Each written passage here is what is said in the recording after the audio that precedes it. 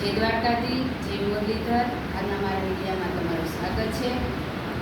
बराबर, चलो आज मेरा क्लास है हिंदी।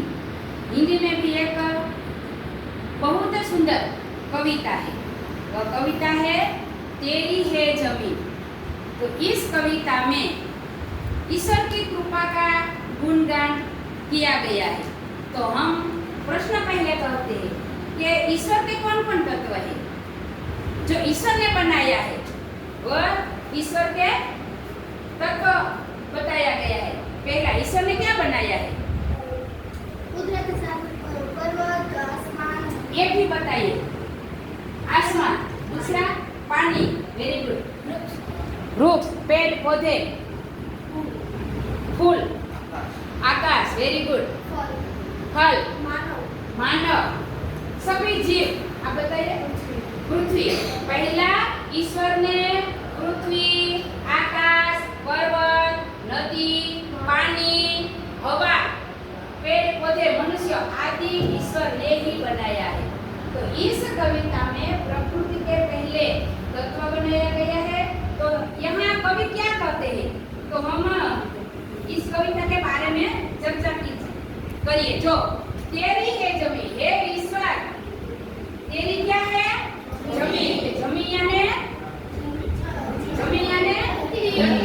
पृथ्वी। तेरा है आसमान, आसमान आकाश। हे ईश्वर, तूने जमीन बनाई है यानी कि धरती बनाई है और आकाश भी बनाया है तेरी कृपा से। तू बड़ा मेहरबान, मेहरबान यानी कि बहुत दयालु है। यहाँ दयालु किसने बताया गया है? तो के ईश्वर को बताया है। और तू बख्शिश कर, बख्शिश यानी कृपा। हे ईश्वर, तू बख्शिश कर यानी कि कृपा कर। सभी का है, हे ईश्वर, हम सभी किसका है? ईश्वर का है। जो सभी का है और सभी तेरे है। तू हमारे सबके है और हम सब तेरे है।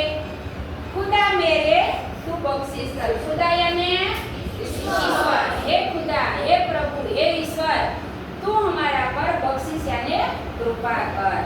तेरी मर्जी से ए मालिक।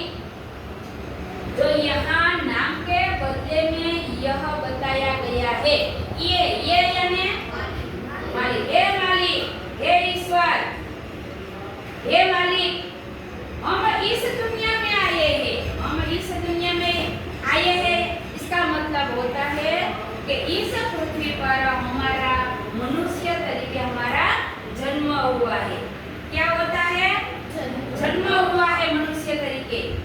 तेरी रहमत से ये हम सबने, तेरी रहमत यानी कृपा, तेरी कृपा से हम सबने ये जिस्म यानी शरीर को जहाँ यानी क्या कहा था? जहाँ यानी प्राण। शरीर तो मिला है और शरीर में प्राण भी मिला है। तो शरीर में प्राण मिला है इसीलिए हमें सजीव है। जो प्राण नहीं मिलते तो क्या बन जाते हैं? हम निर्जीव बन जाते हैं। तो तेरी कृपा से शरीर मिला है और इसमें प्राण भी मिला है। हे ईश्वर, तू अपनी नजर हम पर रखना। हे ईश्वर, तू अपनी नजर, ईश्वर की नजर हम पर रखना, क्योंकि हम किस हाल में है ये खबर रखना। हम सब किस हाल में, यानी कि हम सुखी है या दुखी है, इसकी मर्जी, ईश्वर की मर्जी होती है। इसीलिए यहाँ कवि ने यह